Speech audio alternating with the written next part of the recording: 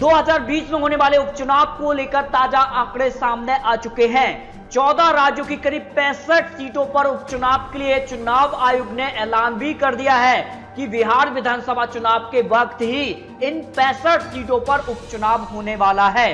तो क्या है जनता का मूड? कोरोना काल के बाद अब चुनाव होने वाले हैं और असली परीक्षा अब कहीं ना कहीं बीजेपी के सामने होगी।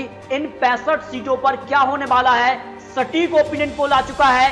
लोकसभा की एक सीट पर भी उपचुनाव होने वाला है, लेकिन बिहार विधानसभा चुनाव तय वक्त पर ही होगा, इस पर चुनाव आयोग ने ऐलान कर दिया है। यानी अगर चुनाव तय समय पर होता है तो पहला चरण के लिए 12 अक्टूबर के आसपास चुनाव होने वाला है। मतगणना 8 नवंबर तक होने वाली है, क्योंकि 29 नवंबर के पहले विधानसभा चुनाव यानी बिहार के लिए सारे आंकड़े आ जाएंगे और रिजल्ट भी इसका सामने आने वाला है चुनाव आयोग के हिसाब से। ये बड़ी खबर है। लेकिन चुनाव आयोग ने एक और बड़ी खबर यहां पर दी है कि देश की सभी उन 65 सीटों पर उपचुनाव भी होने वाला है जो इस वक्त खाली हुई हैं। इनमें सबसे ज्यादा अगर बात करें तो मध्य प्रदेश की 27 सीटें काफी महत्वपूर्ण मानी जा रही हैं, क्योंकि 27 सीट तय कर देंगी मध्य प्रदेश में क्या कमलनाथ की वापसी होने वाली है या फिर बरकरार होगी। इस पर आपको सटीक ओपिनियन पोल भी देने वाले हैं। इसके अलावा उत्तर प्रदेश, गुजरात की 8 सीटों पर भी आपको सटीक जानकारी देंगे। मणिपुर की फिलहाल 5 सीटों पर उपचुनाव की यहां पर जानकारी है। असम, झारखंड, केरल, नागालैंड, तमिलनाडु, उड़ीसा की 2-2 सीटों पर यहां पर उपचुनाव है और छत्तीसगढ़, हरियाणा, कर्नाटक, पश्चिम बंगाल की 1-1 सीट पर यहां पर उपचुनाव होने वाला है। यानी बात करें तो सभी क्षेत्रों की कुल मिलाकर 64 सीटों पर उपचुनाव होने वाला है। लेकिन एक सीट यहां पर वाल्मीकि नगर लोकसभा सीट पर ही उपचुनाव होना है, क्योंकि मोदी की अग्नि परीक्षा इन सीटों पर उपचुनाव के लिए जो ताजा आंकड़े हैं वो तय करेंगे क्या कोरोना काल में मोदी सरकार सफल रही है या असफल रही है। रोजगार का मुद्दा हो या फिर जो संकट का काल था उसमें क्या कुछ हुआ है, सारे आंकड़े आपको इस जानकारी के माध्यम से, इन आंकड़ों के माध्यम से देने वाले हैं, क्योंकि हम बात करने वाले हैं उपचुनाव 2020 सभी वो राज्यों की जानकारी जो इस वक्त खाली पड़ी हुई है सीट। सबसे पहले बात करते हैं कर्नाटक असेंबली के लिए। तो कर्नाटक की अगर बात करें तो यहां पर कर्नाटक में 1 सीट पर उपचुनाव होने वाला है। हालांकि राज्य में यहां पर बात करें तो 3 सीट इस वक्त खाली है, लेकिन 1 सीट पर ही यहां पर मंजूरी दी गई है। इस पर आपको सटीक जानकारी देने वाले हैं, क्योंकि अगर बात करें 2018 इलेक्शन में बीजेपी सबसे बड़ी पार्टी बनी, लेकिन कांग्रेस और जेडीएस ने मिलकर सरकार बनाई, लेकिन ये सरकार ज्यादा चली नहीं और 15 एमएलए के रिजाइन के बाद कर्नाटक में यहां पर बायपोल हुआ, उसमें बीजेपी ने 12 सीट हासिल करके बहुमत हासिल कर लिया। यानी उपचुनाव में बीजेपी का पलड़ा भारी रहा था, लेकिन 1 सीट पर यहां पर उपचुनाव होने वाला है और इस सीट पर क्या होगा इसकी जानकारी आपको देने वाले हैं।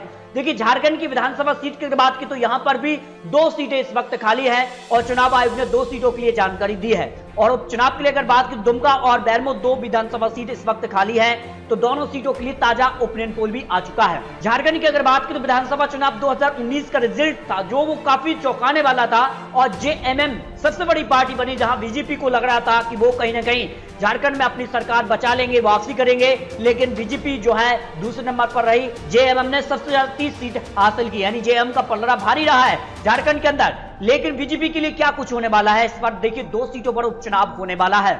1 सीट यहां पर कह सकते हैं हेमंत सोरेन के, यहां पर 2 सीटों पर उन्होंने चुनाव लड़ा था, इस कारण से 1 सीट खाली है और उनकी पत्नी को वो टिकट दे सकती हैं, परिवार में से किसी को टिकट मिल सकता है, ऐसी यहां पर खबर है। अगर टिकट मिलता है तो यकीनन जो यहां पर हेमंत सोरेन के पाले में ही यानी जेएम 1 सीट निकालेगी और 1 सीट यहां पर कांग्रेस के निधन के कारण खाली हुई है। ऐसे में 1 सीट यहां पर जेएमएम तो 1 सीट यहां पर कांग्रेस के पाले में इन 2 सीटों में से जाती नजर आ रही है। अब देखिए, उड़ीसा असेंबली के लिए भी यहां पर चुनाव आयोग का बड़ा ऐलान है। 2 सीटों पर यहां पर भी उपचुनाव होने वाला है। बालासोर और त्रिशूल जो 2 सीटें हैं यहां पर उपचुनाव होने वाला है।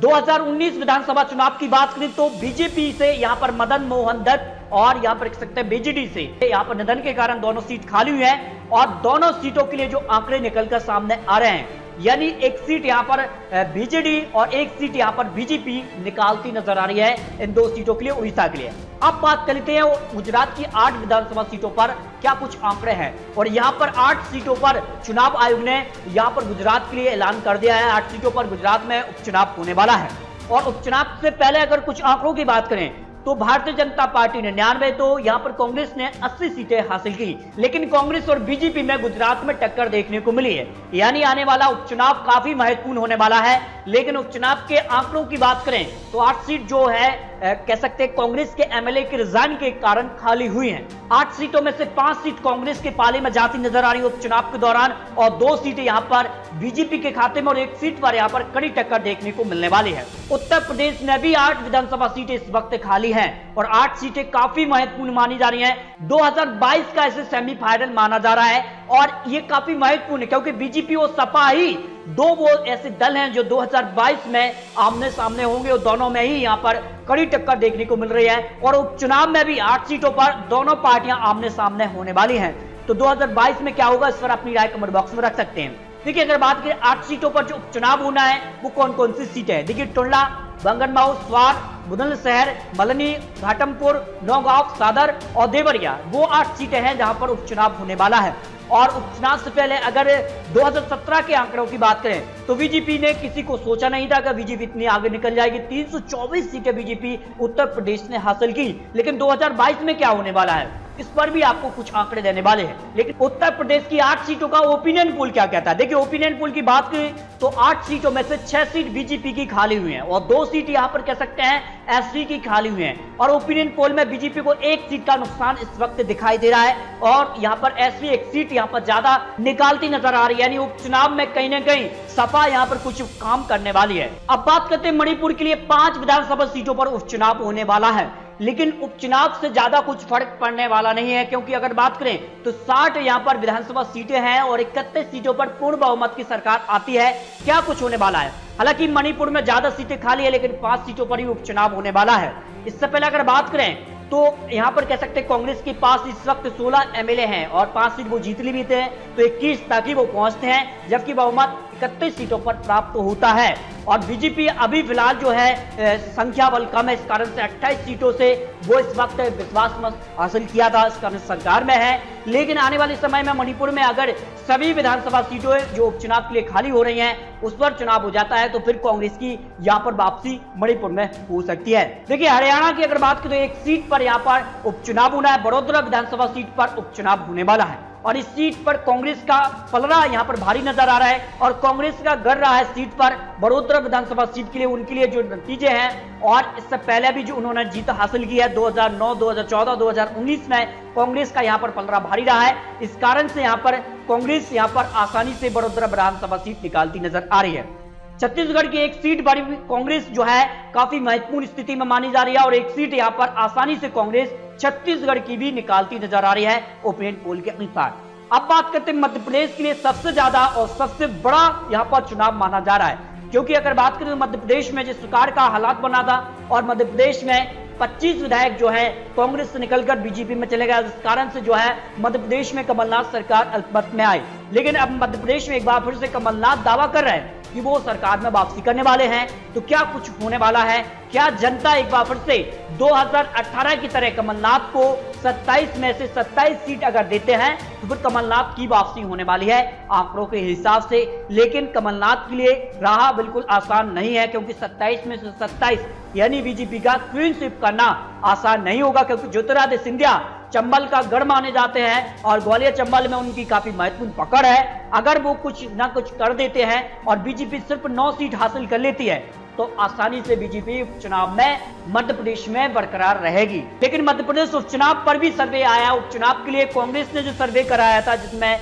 निक्सन और एक्सिस का जो बड़ी कंपनियां हैं और कांग्रेस ने अपना जो अंदरूनी सर्वे उसके अनुसार 27 में से 22 सीटों पर कांग्रेस की जीत मानी जा रही है। इसके अलावा 2 सीटों पर कड़ी टक्कर भी मानी जा रही है और 3 सीट बीजेपी के पाले में जाती नजर आ रही हैं इस मध्य प्रदेश चुनाव के दौरान। हालांकि ये कांग्रेस का सर्वे यहां पर निकलकर सामने आया है।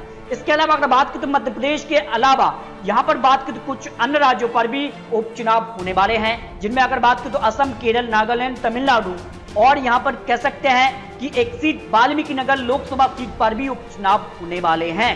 और आने वाले विधानसभा चुनाव की अगर बात करें तो बिहार विधानसभा चुनाव काफी महत्वपूर्ण है, क्योंकि कोरोना काल के बाद बिहार में यहां पर जेडीयू और बीजेपी यहां पर गठबंधन में चुनाव लड़ेंगे, तो आरजेडी, कांग्रेस और यहां पर अन्य दल गठबंधन में चुनाव लड़ेंगे। तो बिहार काफी महत्वपूर्ण होने वाला है और बिहार में ही पकड़ लग जाएगी आखिर क्या कुछ होने वाला है।